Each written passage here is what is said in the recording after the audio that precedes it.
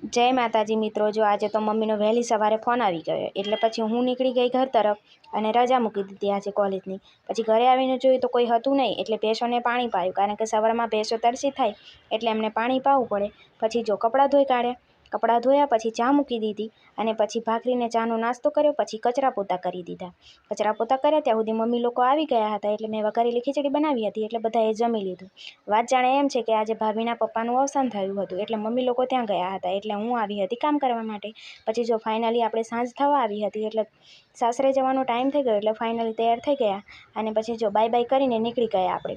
અને પછી માવા લવરને માવો ખાવો પડે એટલે પછી જો એમને માવો લીધો અને મેં લીધો વેફર। અને પછી જો હું વેફર ખાતી હતી ને ત્યાં સુધી તો મારી સાસરી પણ આવી ગઈ અને પછી જો ફાઇનલી ઘરે આવ્યા ત્યાં સુધી તો દાદી સાસુએ ચોખા વીણી રાખ્યા હતા એટલે પછી સરસ મજાનું જમવાનું બનાવી દીધું। અને પછી જો આપણે આજે ગ્રાહકનો બ્લાઉઝ સીવવાનો હતો એટલે સરસ મજાની પેટર્ન બનાવી દીધી। મારો બ્લાઉઝ ગમ્યો હોય ને તો વિડીયોને લાઇક, શેર, સબસ્ક્રાઈબ કરવાનું ભૂલતા નહીં। બાય।